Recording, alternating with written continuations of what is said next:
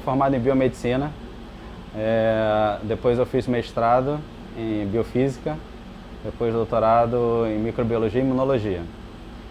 E aí, logo em seguida, eu fiz um pós-doutorado em Seattle para imunodeficiências primárias, focando em diagnóstico, e depois na França, em Toulouse, para a parte de pesquisa na mesma área. Assim, sem dúvida nenhuma, a Fiocruz é a instituição brasileira de pesquisa mais importante. Então, por que não pensar na Fiocruz num concurso para trabalhar, para estagiar, para aprender? Então, quando surgiu o concurso para cá, para pesquisador, foi como eu caí dentro do hospital do Instituto Fernandes Figueira.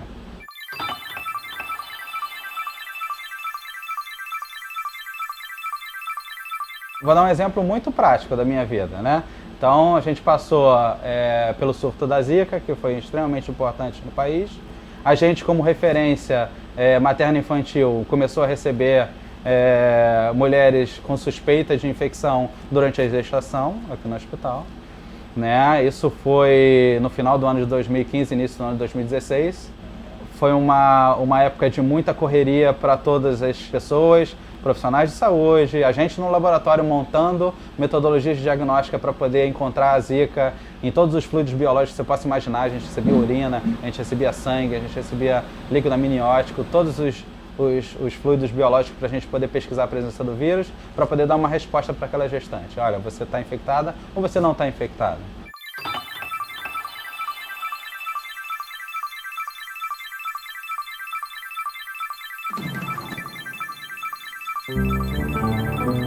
O que eu posso dizer é o seguinte: a gente passou por um momento que era um momento muito de descrição do que estava acontecendo.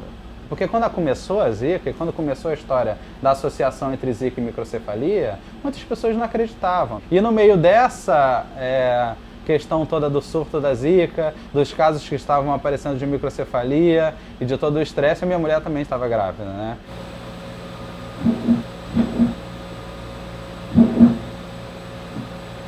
Então a gente começou a imaginar em casa, e eu trazia óbvio para casa, e ela me perguntava todos os dias: bem, e aí, como é que tá? Você tem muitos casos aparecendo no hospital, tem muitos casos de infecção, e aí é óbvio que eu trazia para casa várias questões, do tipo: não, você só sai de casa com repelente, né? Você só sai de casa com manga comprida, né? Então você influencia o teu dia a dia com as notícias que você vai recebendo.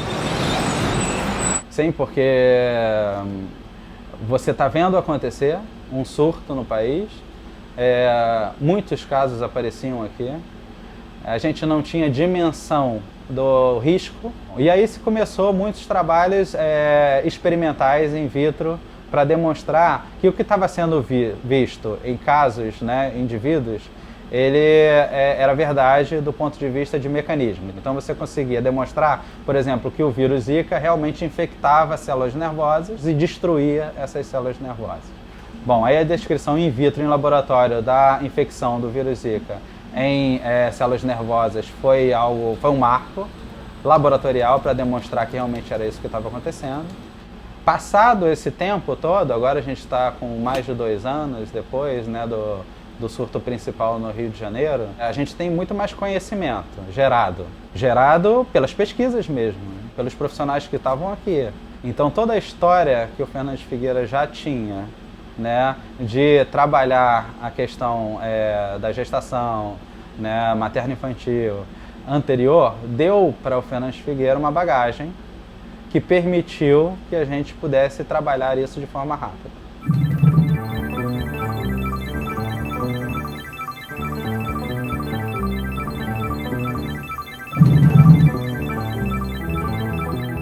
A Isabela, graças a Deus, ela não teve infecção, quer dizer, a minha esposa não teve infecção e nem a Isabela teve nenhuma intercorrência. Eu tenho 2 meninos e, na verdade, era a expectativa da menina.